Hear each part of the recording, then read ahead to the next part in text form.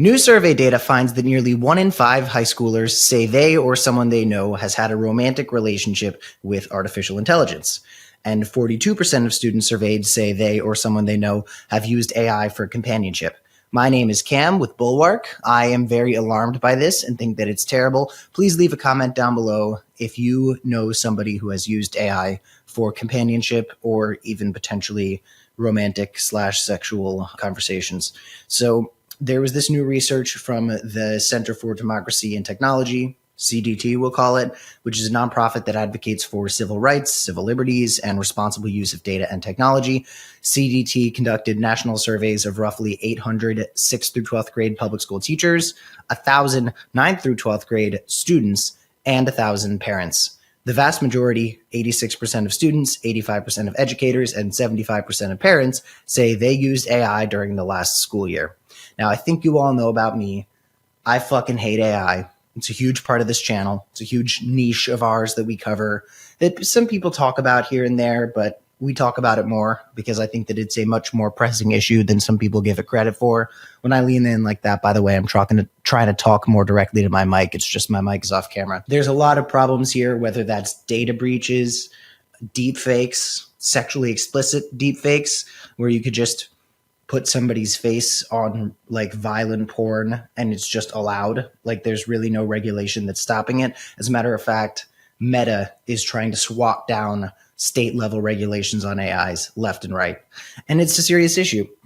And there's the fact that it removes a lot of valuable skills from young people. So I want to get further into this. The technology, again, is a new vector for sexual harassment and bullying, which were longstanding issues before the widespread use of AI, says an individual named Laird.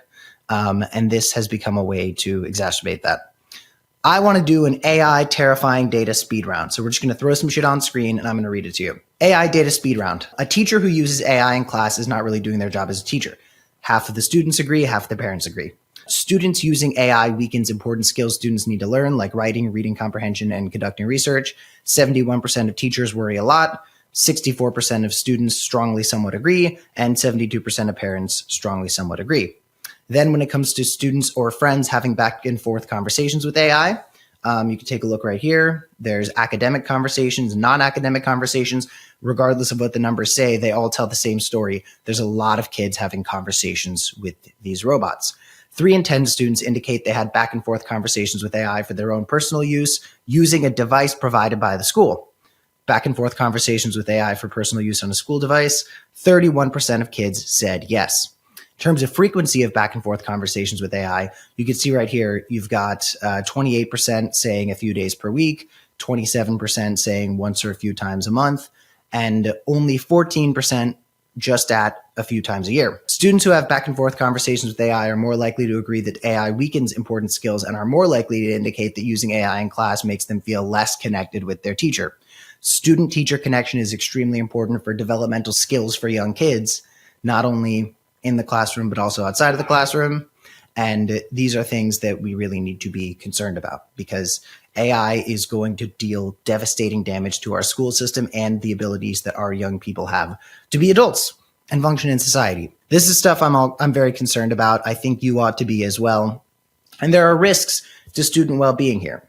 Students who attend schools that use AI were a lot more likely to report that they or a friend had used AI for mental health support, as a companion, as a way to escape reality, have a romantic relationship. And this is really bad because, as I've said repeatedly on this channel, AI, and I didn't invent the wheel by thinking of this, by the way. This is something the AI companies are very transparent about. AI is not made to help you. It is not designed to help you get through things, figure out your problems. It is designed for user retention. It is designed to make sure that you continue coming back no matter what, which means that if you're going to it for mental health support and things like that, it's not going to have the difficult conversations that a psychologist is supposed to have with you. It's not going to tell you what you don't want to hear necessarily. It is going to do what it can to make sure that you continue to click on it again, get a premium membership, subscribe.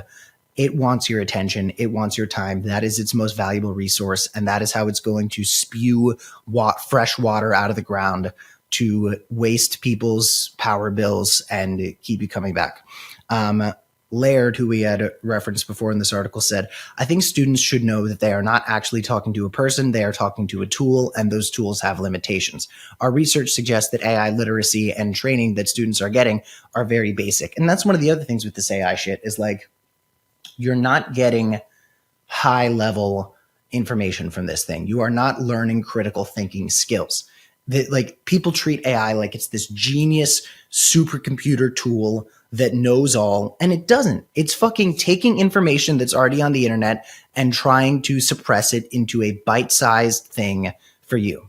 And that doesn't mean it can't do grammar checks efficiently. That doesn't mean it can't read an article and pull some of the data points for you, but there has to be a line somewhere. We have to understand that there are certain things it is simply incapable of, and there are far more things it's incapable of than there are things where it's actually more beneficial than a fucking search engine.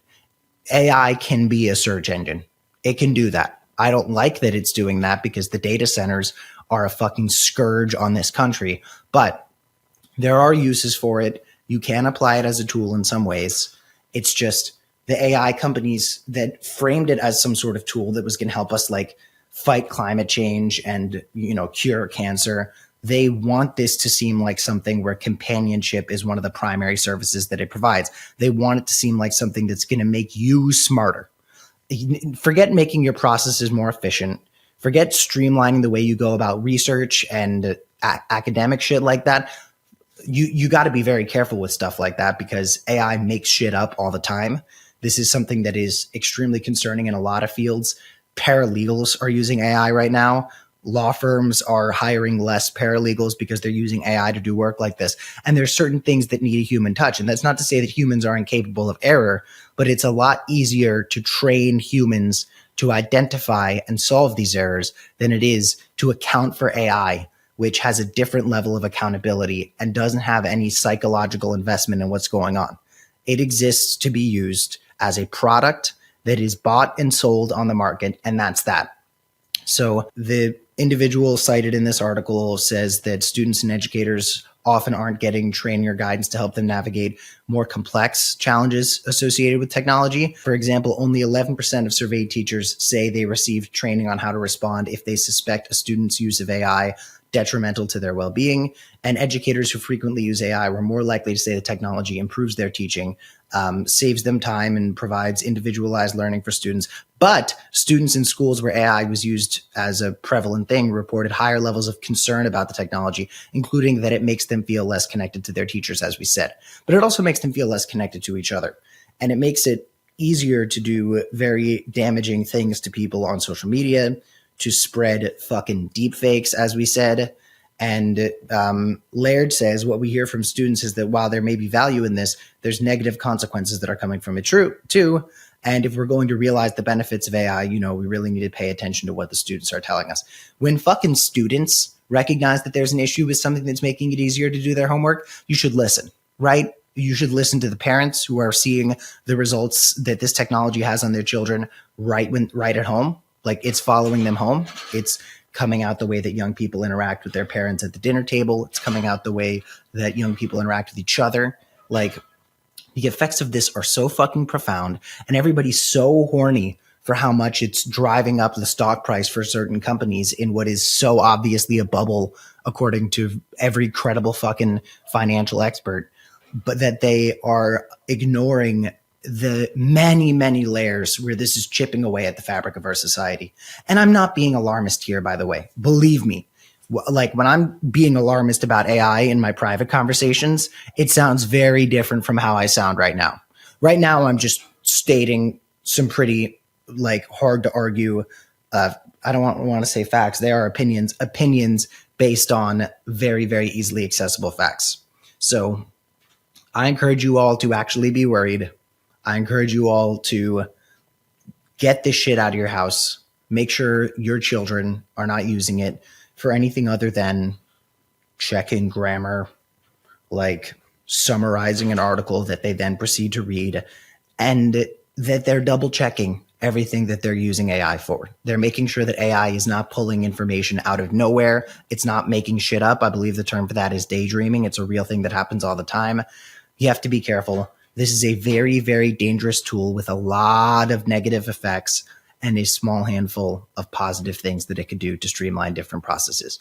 With Bulwark, I'm Cam Kasky. Please be careful.